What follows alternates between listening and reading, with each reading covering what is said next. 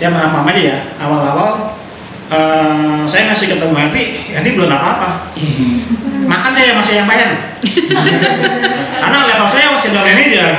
Kan saya yang bayar loh. Ini jujur aja. Nah sekarang karena 3 tahun terakhir saya ketemu Hendy lagi. Gak bisa begitu. Saya yang bayar. Oh ya silakan saya bilang. Dia sudah lebih banyak duit dari saya. Ya bagaimana saya naik Avanza, dia udah nggak BMW itu.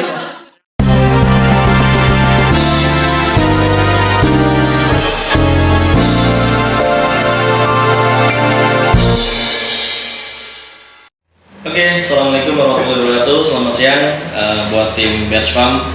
Kebetulan alhamdulillah kita kedatangan tamu agung di sini.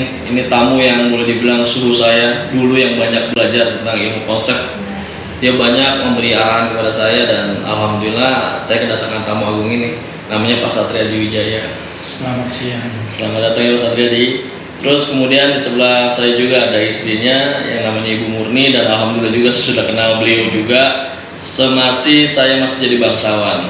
Selamat siang. Atau bangsawan kan bangsa karyawan. Oke Pak Satriadi dan Bu Murni gimana kabarnya? Baik. Alhamdulillah. Jadi setelah berapa lama kita berkawan kemudian sempat hilang ya Pak ya dengan kesibukan masing-masing dan alhamdulillah saya disilaturahim nih didatangi sama Pak Satriadi Wijaya dan istri. Katanya pengen kenal si Berdi ini sebenarnya seperti apa sih katanya. Aku pengen kenal boleh, saya bilang oke, kita open. Selalu siapapun kawan-kawan kita yang ingin silaturahim berkunjung, siapapun tanpa batas kita akan terima. Yang namanya kita hubungan kan tidak boleh lihat dulunya. Bagaimana kita bergerak untuk maju ke depan. Oke Pak Satriadi, gimana kabarnya semuanya nih? Iya, saya sempat kaget juga sih kemajuan Hendy ini. Wah seperti kayak naik roket nih, tiba-tiba dia udah di atas awang-awang. Ya, saya salut sih ke kemajuannya. Makanya hari ini nih saya datang ke sini nih, yang dulu mungkin Hendy banyak minta konsep dari saya. Hari ini nih saya meminta pulang nih ilmu saya. Jadi kebalikannya saya hari ini datang ke sini, saya mau belajar nih. Jadi saya kesini sama istri saya mau tanyakan gitu, gimana saya bisa maju seperti Hendy. Yang saya bawa sebenarnya satu dari background saya, ya sebagai akuntan, ya kan. Nah, bagaimana saya bisa mengembangkan suatu konsep nanti kalau saya buka konsultan di bidang akuntansi itu bagaimana kita bisa bikin satu akuntansi ini yang digital. Jadi saya tawarkan mengerjakan pembukuan orang itu dari rumah saja, nggak perlu itu datang ke kantornya gitu ya, pakai itu ngurus pajaknya, ngurus perbankannya. Jadi kita nyantai kerjaan dari rumah gitu. Dan saya tidak seperti sekarang tuh saya kerja hanya satu bos saja. Saya maunya tuh nanti kedepannya secara digital itu saya bisa kerja tuh di beberapa bos gitu sekaligus gitu dari rumah saja gitu, nggak perlu ke kantor. Ini kan udah zaman digital sekarang kan konsepnya kan seperti itu. Terus yang kedua mungkin nanti Bu Murni mungkin akan sharing. Kita ada sesuatu juga yang kita mau kembangkan dari hobi istri saya ini, dia bikin kue, bikin roti. Nah, yang kita mau belajar nanti dari Hendy ini gimana konsepnya untuk bisa mengembangkan bisnis ini gitu. Ya mungkin juga tadi Hendy ada cerita sama saya. Dia sekarang bisnisnya kosmetik. Saya mau terjun juga di bisnis kosmetik seperti Hendy. Gimana gitu caranya? Tapi saya tahu sebenarnya kan kosmetik ini kan sebenarnya cuma level kedua ya dia. Hendy ini kan jagonya di konsep web ya digitalnya. Itu yang kita nggak bisa saingin lah untuk Hendy.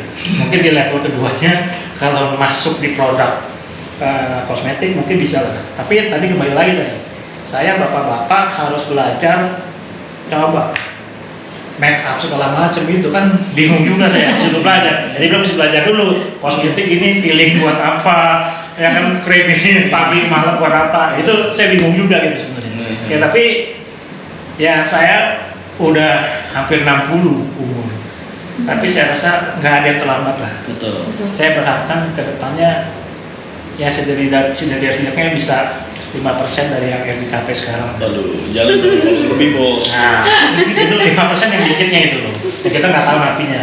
Semua kan rezeki kembali dari Tuhan ya. Yeah. Kita nggak tahu gitu loh. Ya kan, ya kita bisa lebih dari RD ya syukur alhamdulillah. Kalau enggak ya syukur alhamdulillah juga. Betul. Ya itu mungkin dari saya ya. Jadi masih banyak sih yang harus saya pelajarin sebenarnya ke depannya mengenai konsep digital. Ya konsep dari bagaimana kita bikin online system, bikin web system, dan udah pasti nanti ini di kamera nih ya, ini kan direkam nih ya. Iya betul. Jadi Harapan di sini. sekarang nih, saya minta nih anak saya itu dia untuk belajar sama Herdi. Jadi Herdi karena udah direkam nih harus mau ngajarin. Itu sih yang saya harapkan. Turunin ke anak ya. Iya.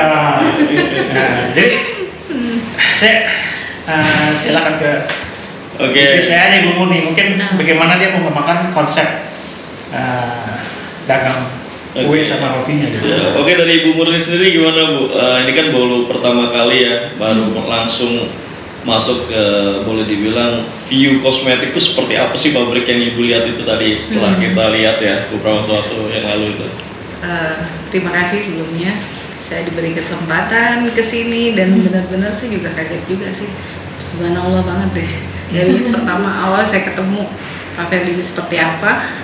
Nah, sekarang saya lihat kondisinya seperti ini sampai saya bingung, kaget. Benar-benar namanya Allah ya memberikan namanya rezeki.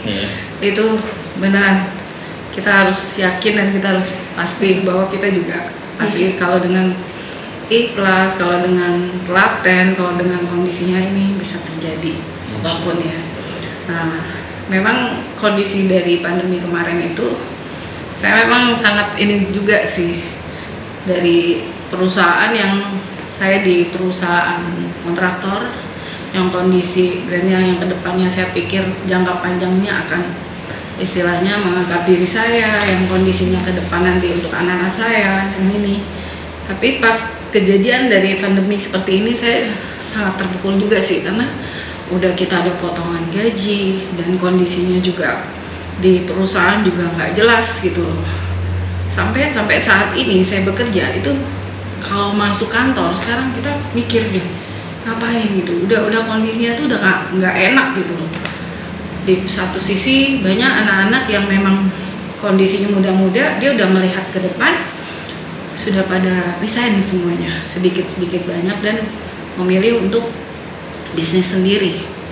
Nah kondisinya saya kan umur saya tuh di tengah-tengah, istilahnya sudah tidak muda juga dan kondisinya memang menjelang untuk ke kondisi tua. Jadi saya mikir pas lagi pandemi itu saya punya seperti hobi yang memang baking yang saya geluti itu dari zamannya saya masih belum married ya, dari ibu tante yang memang sedikit saya sering bantu dia.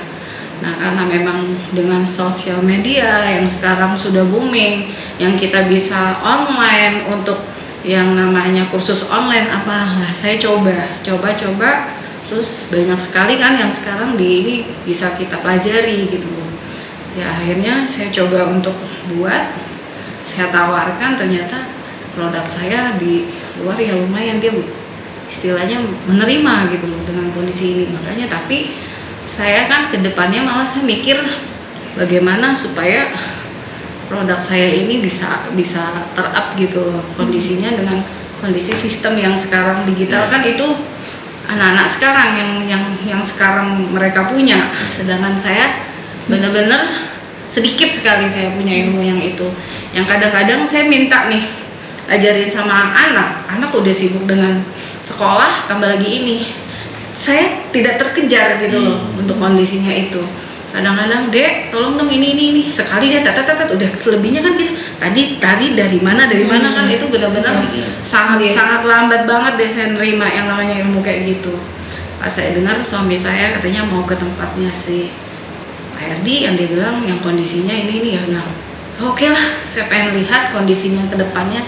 Semoga saya bisa dapat masukan atau dapat inspirasi dari. Jadi pas saya lihat, subhanallah ini sih bener-bener luar biasa gitu loh yang saya lihat ini, bener-bener saya nggak nyangka gitu loh Pak Erdi bisa seperti ini. Tim di sini lengkap. Tim digital lengkap. Jadi ya kita coba nanti promo di sana gitu. Oke. Setting di digital gitu.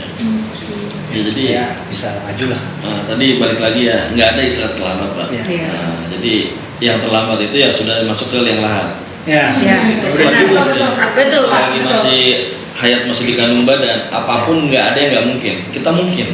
Makanya selalu saya bilang sama anak-anak muda nih khususnya. Saya seumur saya sekarang aja masih tetap belajar.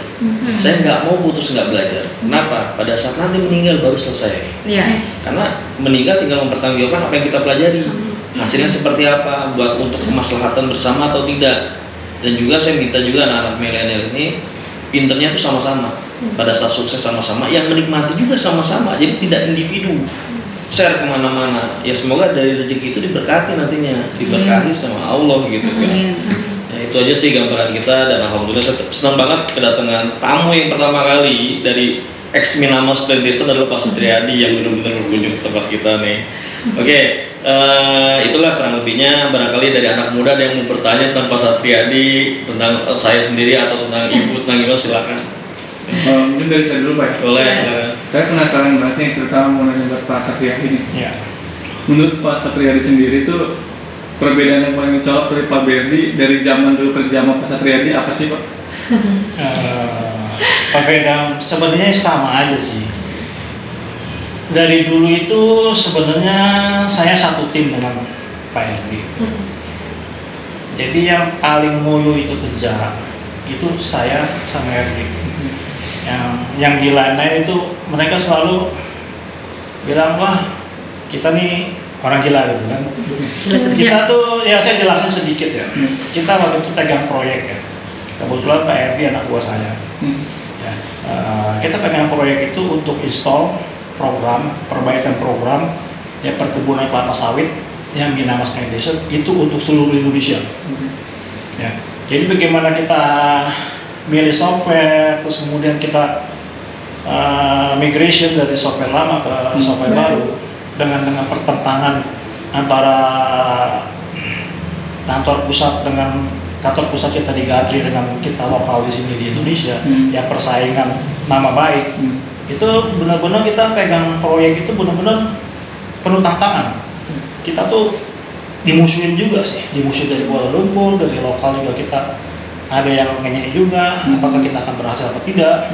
Nah itulah, dan sebenarnya dari awal sebenarnya semangatnya emang saya lihat dari awal emang Herdi ini udah semangat gitu. Ya saya banyak kasih masukan Herdi, ya karena saya kan akhirnya ujungnya tim kita dibubarkan. Herdi sempat keluar dulu. Saya tuh sebenarnya setengah di PHK setengah di PHK. Saya dapat pesangon pada saat saya harus resign dari proyek itu kan. Ya tapi Herdi tadi kembali lagi saya bilang kalau saya ini sebenarnya pintar di konsep. Karena kondisi saya waktu itu udah levelnya karena udah lebih dari tinggi dari Herdi. Jadi saya punya satu resiko lah kalau saya tinggalkan posisi saya. Ya, jadi saya cuma bilang sama Herdi, yang penting adalah hidup itu adalah konsep. Bagaimana kita berpikir seperti kita main catur. Dengan bagaimana kita bisa melihat satu atau dua langkah ke depan. Ya kan? Jadi itu kita selalu menjadi pemenang. Kenapa? Kalau kita satu dua langkah ke depan dari lawan, kita udah tahu dia mau jalan apa gitu. Itulah yang saya tekankan sama Herdi gitu. Nah itulah konsep, itulah sebenarnya teori catur itulah yang Herdi terapkan dalam dia mulai merintis bisnisnya dari awal. Awal-awalnya terus terang memang Herdi banyak konsultasi sama saya. Betul. Ya, Herdi tuh banyak tanya, Pak kalau ini begini gimana? Ya yang penting kembali lagi tadi konsep. Ya kan kita harus satu langkah di depan lawan. Kita harus bersyukur apa yang kita jalankan, dan kita yang penting konsep orang Cina itu usaha, jangan males. Ya, jangan kalau misalnya contoh aja ya misalnya orang jual bakmi, ya kan? Mungkin kalau orang lokal siang habis pulang dia tidur. Iya. Tapi kalau orang Chinese konsepnya beda. Pulang habis, pulang bikin lagi, sore jualan lagi. Iya. Nah, begitu kan nih? Betul banget. Ya, naik kaki buat kepala, kepala buat kaki, Betul. istilahnya. Nah itulah makanya RD bisa maju. Betul. Anak dari sana, saya masih sering ketemu RD, masih sering diskusi ya masalah konsep kehidupan, konsep bisnis ini gimana, ya kan? Ya itu sebenarnya kita kuliah teori manajemen itu paling penting, ya kan, bahwa kita sekolah itu bisnis itu harus ada namanya perencanaan, Iya. ya, harus ada pendelegasian. Betul. Ya, makanya punya anak buah yang bisa kerjasama dengan anak buah itu adalah nomor satu. Ya, karena lima konsep itu perencanaan, ya kan, pendelegasian, motivasi. Yang terakhir adalah kita harus bisa kontrol. Itu konsep manajemen.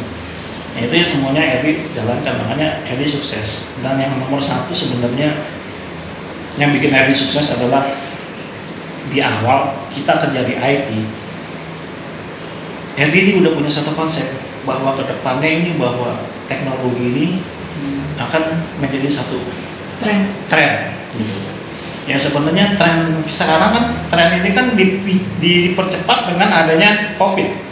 Ya sebenarnya konsep ini mungkin kita 2024 ini mungkin konsep meeting Zoom segala macam itu mungkin nanti 2024 baru ada. Yes. Betul. Tapi Yes. dengan adanya COVID kita lagi dipercepat sebenarnya. Iya, Betul. betul. Itulah konsep awal. Karena dulu kita emang belajar IT bareng-bareng, saya belajar di IT juga mengenai IT itu. Ya bahwa kedepannya kita mulai bikin web Iya. untuk Miramas segala macam, kita bikin konsep software buat ini buat itu. Nah dari sana pikiran udah berkembang. Itulah yang dikembangkan, dia bikin web dan webnya bisa nampung buat Sekian orang banyak penjualan orang. macam-macam, promosi orang macam-macam. Itulah yang bikin boom. Bukan produk kosmetik gitu loh. Produk kosmetik adalah Iya. produk sampingannya. Iya. Itulah konsepnya. Ya itu makanya saya salut sama dia. Tapi ya jalan orang itu masing-masing. Iya. Rezeki itu nggak bisa tuh sebilang saya nanti saya bilang bisa lebih dari itu nggak mungkin. Bukannya nggak mungkin, dari sisi usia pun ya agak susah lah. Agak susah lah untuk ngejar ketinggalannya. Ya tapi saya bilang itu balik lagi itu rezeki itu Tuhan udah kasih takra kita masing-masing. Ya kalau kita ngoyo pun ya tetap aja kalau kita dikasih cuma satu botol aqua kita ngoyo ya luber ya. Iya. Ya kita nggak bisa lawan misalnya RD dia dikasih 1 galon. Ya, kita cuma satu botol aqua kecil ini. Kita nggak bisa ubah tetap aja gitu. Kita aqua kayak gitulah. Betul. Tuhan tuh adil jadinya gitu loh. Jadi emang udah takarannya tuh masing-masing gitu loh. Ya kan, dan memang kita lahir tuh nggak ada pilihan. Ya seperti RD Muslim. Saya Kristen, saya bukan Muslim loh. Istri saya Muslim. Ya, jadi semua itu udah ditakdirkan dan Tuhan itu maha adil. Kita nggak bisa milih. Apakah saya bisa pilih? Saya lahir mesti jadi anak Pak Ustadz? Kan nggak bisa gitu. Makanya semua tuh sama, mau Islam mau apa. Makanya lihat, saya PRD akrab-akrab saja. Iya. Gitu loh. Ya kan? Nah, Iya. itulah kembali lagi tadi rezeki itu di tangan Tuhan. Itu nomor satu. Terus kedua, usaha harus rajin. Itu aja sih konsepnya. Itu dari dulu emang begitu. Kita memang dari dulu emang gila kerja saya sama RD. Gitu. Harus gila kerja. Terus kemudian usaha dan terakhir adalah rezeki. Keberuntungan ya Bang. Keberuntungannya. Ya itu. Bang, ya. Nah, ada paham kan? Luar biasa, itu masukan luar biasa, sangat termotivasi ya buat anak-anak muda ya. Jadi emang segala sesuatunya kalau kita tidak punya semangat untuk maju, udah selesai. Iya. Oke, silakan, ada yang mau tanya lagi? Mau tanya lagi sih Pak. Ya, boleh. Kalau boleh tahu Pak, udah kenal berapa lama sih sama Pak Berdi? Sama gimana sih Pak Berdi itu? Saya kenal Pak RD itu mulai start saya kerja sama dia itu tahun 2000 awal saya masuk 2005 saya masuk tim. Dan kita pegang tim kira-kira sekitar 5 tahun ya. Ya, kurang lebih. Ya, setelah 5 tahun setelah itu kan RD dia pindah ke Fujitsu. saya pindah ke Duta Palma. Duta Palma ya. Dan kemudian saya pindah lagi, sekarang saya di perkebunan PSK Agro Mandiri. Saya tuh selamanya tuh di kebun aja saya, ya kuliah aja saya. Lagi di kebun. Saya kuliah. Nah, pertemanan saya dengan Herdi sebenarnya nggak terputus. Setelah saya 5 tahun itu, saya masih sering ketemu.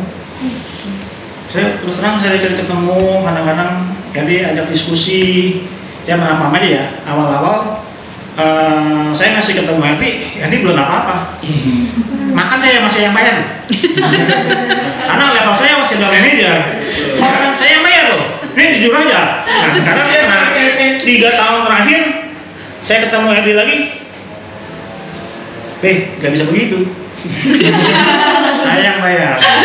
Oh ya silakan saya bilang. Ini sudah lebih banyak duit dari saya. Ya bagaimana saya naik Avanza, dia udah nggak BMW gitu. Ya, saya malu gitu kalau saya bayar. Jadi yang bayar. Nah itu jadi pertemanan sebenarnya ya walaupun kita ya WA ya mungkin setahun mungkin ketemu 3-4 kali ya, 3-4 kali aja, tapi kita nggak putus hubungan. Ya, tapi karena kan kita sama-sama ya gimana ya, udah dari awal dan kita chemistry-nya itu cocok. Dapat ya Pak. Dapat chemistry-nya. Jadi makanya ya kita bisa saling share lah. Toh emang kenyataannya sekarang saya yang perlu bantuan Happy. Ya kan? Nah itulah kehidupan itu. Iya, betul Pak. Nggak ada yang abadi. Roda tuh selalu berputar. Betul. Ya, makanya kita tinggal tunggu waktunya, kita berusaha. Itu aja konsepnya. Ya. Terima kasih banget nih Mas Satriadi. Ada lagi atau kita mau close? Sudah cukup Pak. Cukup ya? Oke, terima kasih banyak atas waktunya. Ini sedikit ngobrol santai dengan Pak Satriadi beserta istri. Dan sekali lagi saya ucapkan direkam ya? Saya pikir udah kan tadi. Tahu Pak. Oke, kita ucapkan banyak-banyak terima kasih buat Pak Satri dan istri, dan harapan kita, doa kita sama. Pak Satriadi punya harapan juga, istrinya pun punya harapan menginginkan suatu usaha. Dan harapan kita di sini di depan kamera di tahun 2022 awal ini kita punya harapan semuanya. Apalagi istri Pak Satriadi menginginkan suatu usaha, nanti ke depan dia punya bakery, usaha pabrik roti yang kita doakan sama-sama semoga sukses dan bisa berhasil. Amin. Oke, sekian dari saya. Wassalamualaikum warahmatullahi wabarakatuh. Waalaikumsalam warahmatullahi wabarakatuh. Terima kasih Pak. Terima kasih.